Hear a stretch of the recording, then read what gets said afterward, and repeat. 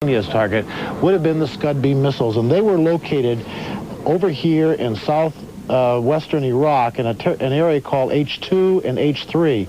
There were some 30 launchers in that area called H2 and H3 by oil pumping companies, and as you can see, a very easy flight over here. But those particular missiles, we were told weeks ago, the United States promised Israel that they would be among the first targets for U.S. warplanes, so we can only assume that because Martin Fletcher has not even heard an air raid siren, that those missiles were in fact launched. Now, I will tell you that the one word from the Pentagon in the last 15 minutes is that Secretary of Defense Dick Cheney and the Chairman of the Joint Chiefs of Staff, Colin Powell, will come into the briefing room at the Pentagon at 9:30 tonight, Eastern Standard Time, to brief after the President's announcement to the nation. And obviously we're waiting for that, but we do not expect to have details of how effective this initial wave of attacks has been, Tom. Okay, Fred Francis, I'm still struck by the fact that that's rather a short order. NBC's Martin Fletcher in Tel Aviv. Martin? Cheryl? Martin? Yep. You're on the air. This is Tom Brokaw. What do you have for us? Tom, the latest here is that the country has been told to get the gas masks ready. I have my gas mask here. We've been told to keep them in our hands, ready to put them on, but the order has not yet come over to put the gas masks on. That's the great fear, as I said before, that Israel has, that chemical war will begin. That would make Tel Aviv the first city in history, as far as we know, as far as our experts can tell us, ever to come under gas attack. The only village, there was once a village within Iraq that came under attack by the Iraqi army. This will be the first chemical war attack on a city in history. All right.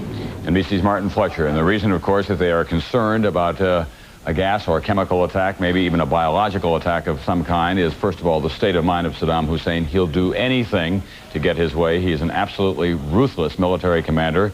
He used gas attacks on effectively his own countrymen, the Kurdish tribesmen, when he was at war with Iran during a dispute with them at that time.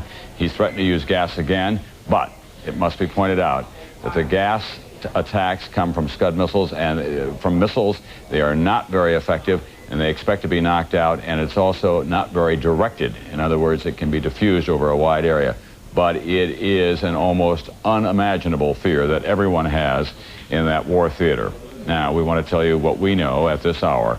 The attack has been underway for, we think now, probably a couple of hours. It's uncertain just about when it was launched. It certainly was not 7 o'clock when we heard from Marlon Fitzwater. I think it probably began at around 5 or 4:50 p.m. Eastern Time today, when planes and Tomahawk cruise missiles were launched at Baghdad, first of all. Let's show you a broader map of the Middle East so that you'll have some orientation now to know what we're talking about. The cruise missiles were launched at Baghdad to military installations there, and there is the map. As you can see, the topical and the geographical relief of it all. Kuwait is that tiny oil-rich little country down there in the Persian Gulf, Saudi Arabia just below it, and it is believed that the most green of the Iraqi troops are on the southern border of that yellow area called Kuwait, and they probably are taking a real pounding at this hour, possibly from the B-52s. All the way to Baghdad, then, cruise missiles were launched to go after radar installations and other military sites. There have been reports of really horrendous explosions going on in the western end of the city. Credit where it's due, CNN is now reporting that it is black in Baghdad, although some smoke has been spotted in the area. That may have been the first wave of attacks. We still don't know what the strategy is. The president could come out tonight at 9 o'clock, announce what has been done, and said, Saddam Hussein, we have given you one more warning. Now we ask you, are you ready to pull out of Kuwait? And if there is no reply, he could go at them again with even more firepower. This has always been what I've called the Gaddafi model, that we'll show you what we can do, and then you respond to that. NBC's Dennis Murphy is in Amman, Jordan tonight. That's a country that's caught between Israel and Iraq. And one of the reasons that it is so volatile in Jordan, of course, Dennis, is that the population may be as high as, what, 70% Palestinian there? Well, the Palestine would say it's more like 45% Palestinian, but you were here last week. There's no question. You walk through the streets of Amman, Jordan, and you see Saddam Hussein's pictures everywhere, by the taxi stands, by the news stands. What you have here is politically two separate groups. There's a Muslim fundamentalist movement, and there's also a radical Palestinian movement on the left. and both have found common cause. They're both united against the United States. And King Hussein has had to run that very tough course, Tom, of trying to be a neutral, trying to be something for everyone. The country, in a belated fashion, finally endorsed the UN sanctions. But at the same time, you had that support in the street for Saddam Hussein. And frankly, Tom, I'm not looking forward to the dawn here. This is a city you look at from the 15th floor here at the hotel over Amman. This is, again, like a sprawling Los Angeles. You were here just the other day. And what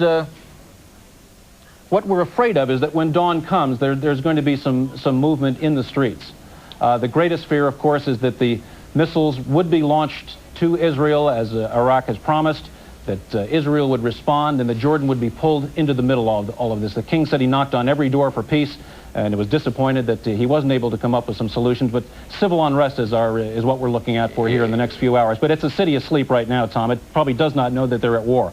Are you able to get any Jordanian radio or television broadcast at this hour? Is that all shut down? No, the radio is on. They've been playing patriotic music for the last few minutes. Earlier they were playing excerpts of the King's speeches, but the last news at the hour we had was at 2 o'clock. That was 41 minutes ago. It's 2:41 now here in Amman, Jordan.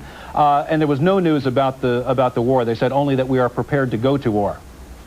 All right, NBC's Dennis Murphy pointing out for us the difficulties of being in Jordan. It could become a battlefield between Iraq and Israel. It has not yet come to that. There's no indication that there's been any attack whatsoever on Israel. It is a primary target. The Iraqis promised, but they may not be able to launch attack in that direction. But if they do so, Israel has made it clear it will respond in kind plus.